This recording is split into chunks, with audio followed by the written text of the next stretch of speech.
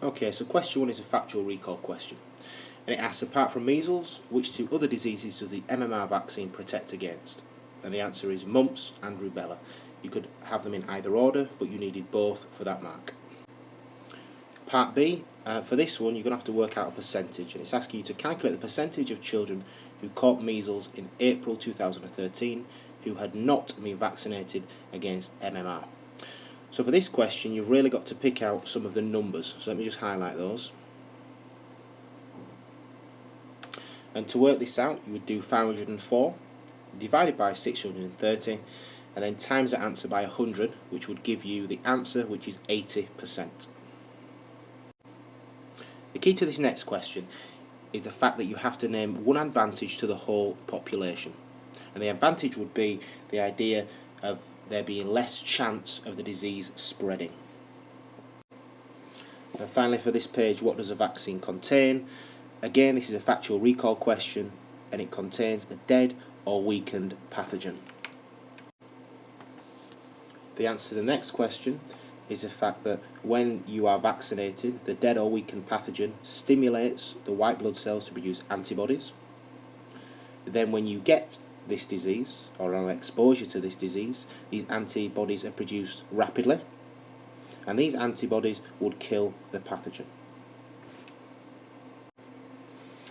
The reason why antibiotics cannot be used to treat measles is because measles are a virus, and antibiotics do not kill viruses. For the second mark, you also had to say that a virus lives inside a living cell. This next question is testing your use of keywords, and the key word you had to use here was the word resistant or resistance. So why do antibiotics become less useful at treating an infection if the antibiotic is overused? You had to say that that pathogen or that bacteria will develop resistance. Again, this question is a factual recall question, and the answer to what type of neuron is neuron X is a motor neuron. For question 2b, it's a 3-mark question, so you needed to make 3 points. For your first mark, you had to say that the relay neuron would release a chemical. Instead of the word chemical, you could use the word neurotransmitter. For the second mark, you had to say that this chemical or neurotransmitter diffuses across the synapse. And for the third mark, you had to say that this chemical or neurotransmitter will then bind to neuron X. For question 2c, you had to use the information in the table to help you answer this. Now this is a describe question. So effectively, you're saying what you see. And it asks you to describe the effect of each toxin on the response by muscles. So for the first toxin, you had to say that that would result in a decrease in muscle contractions. And the second toxin, you had to say that that would increase the number of muscle contractions. The first part of question 3 is again another factual recall question. What was the drug thalidomide originally developed for? You had to get the idea of poor sleeping, as it was originally a sleeping pill. For question 3a, what other condition could it treat? Well, it was used to treat morning sickness. One harmful side effect of thalidomide was birth defects or limb abnormalities.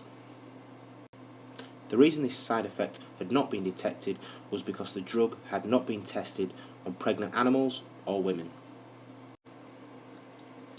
What happens in the body to make someone dependent on a drug? Well, for this one, the mark scheme wanted it can change chemical processes within the body. Okay, and because of that, people then become dependent on it. This next question presents you with a graph. And before looking at the question, what you really need to do is have a look at the graph and understand what it's showing you. At the bottom, you've got different types of drugs, and up the side, you've got the dependence, or how dependent people are on the drug. Obviously, the different colours on the graph represent the different classes of drugs, with the ones in white being unclassified. The question states that some people think that some legal drugs should be made illegal.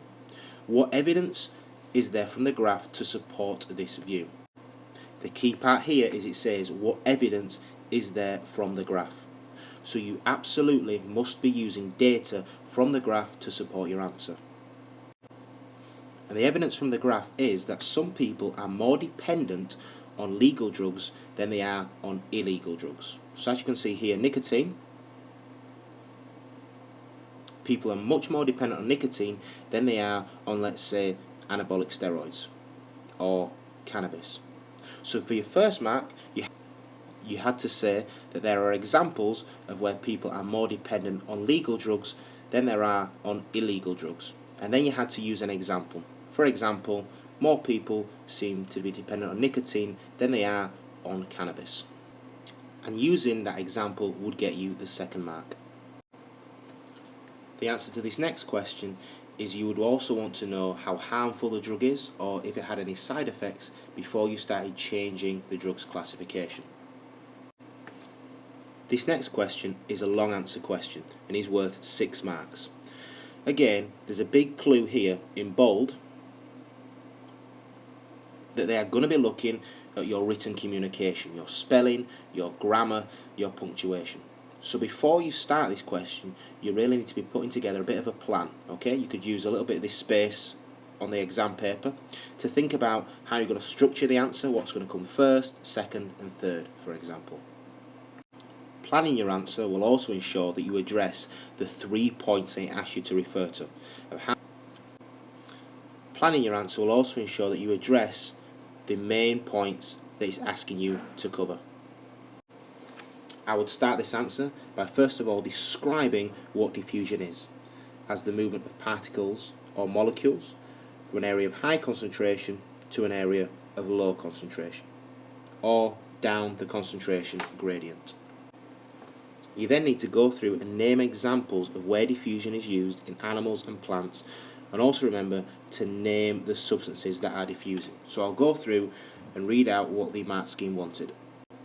So you could have said that diffusion is used in gas exchange, for example respiration, when oxygen and CO2 diffuse. You could have mentioned it's used in photosynthesis, where CO2 diffuses into the leaf and oxygen diffuses out. You could talk about how it's used in the digestive system, for example when glucose and amino acids are absorbed. You could talk about how it's used in transpiration, when water is lost from the leaves. You could also talk about how water is absorbed by the roots. Question 5a shows you an equation and asks you to name the process. Again, this is a factual recall question, and if you want to be hitting your target grades, you cannot afford to be getting these wrong. The answer is anaerobic respiration. This next question, again, is showing you a graph. And just like last time, before we look at the question, we're going to have a look at the graph to make sure we understand what it shows. Along the bottom, you've got treadmill speed, so it's showing you how fast the treadmill is going.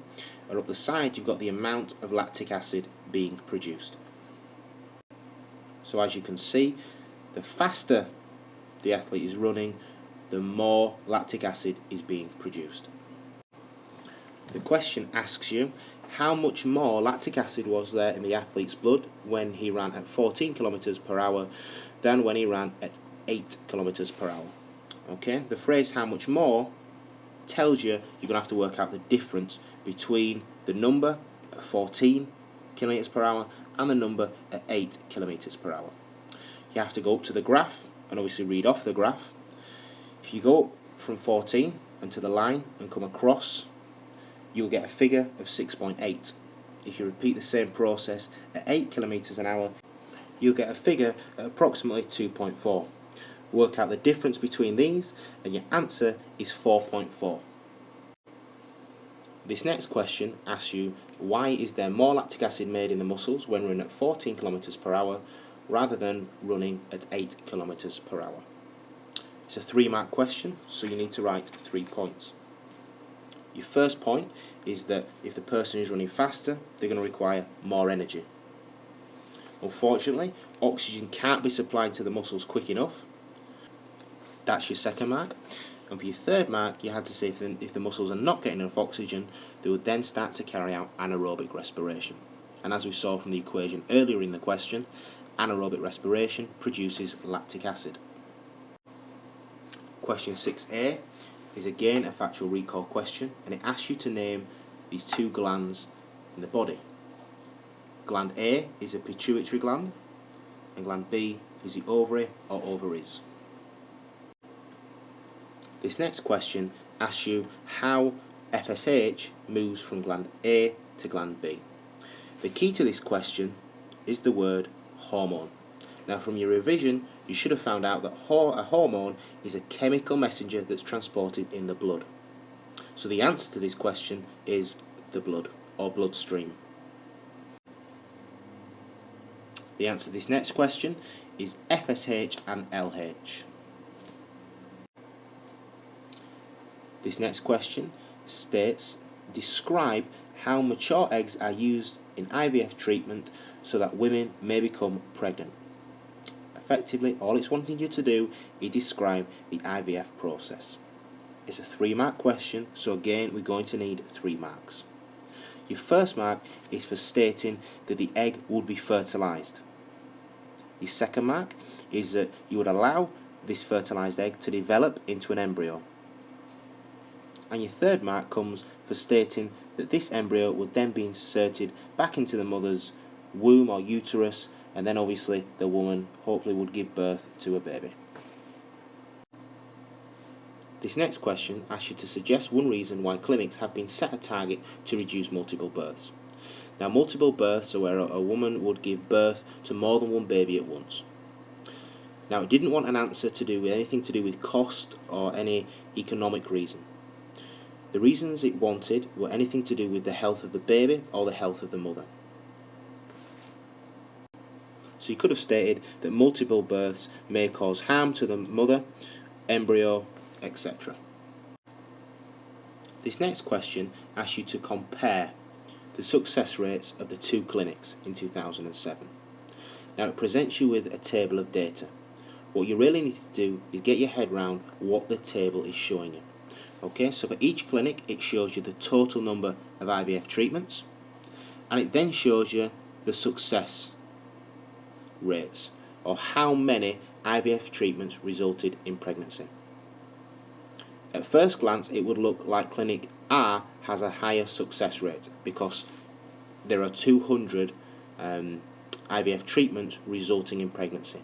However, if you look a little bit closer, they're both clinic R and clinic S have around 20% success rate, and that's the mark for this question. You had to say that both clinics have a near identical success rate of approximately 20%. The next question states the range of the predicted success rate in 2008 for clinic R was much smaller than the range of the predicted success rate for clinic S. Suggest why. Again, the key to this question is to look at the table, and if you look up at the table you can see that clinic R have carried out much more treatments, and that's your first mark. If you say that actually clinic R has carried out more treatments, your second mark comes from saying that because they've carried out more treatments they're more likely to be more reliable in their predictions. Question 7 is again showing you a graph. So it's important before you look at the questions you interpret the graph and really understand what it's showing. Along the bottom you've got pH, and up the side you've got enzyme activity. The first question asks you what is the optimum pH for the action of enzyme Z. So you really have to understand what that word optimum means, and that's where is the enzyme working best, and that would be at the peak of the curve. So I'll highlight it there for you, and that would be the optimum. So you have to read off the graph, come down to the pH, and your answer would be 8.6. The next question states the stomach makes a substance that gives the correct pH for enzyme action in the human stomach. You have to name this substance. The substance is hydrochloric acid.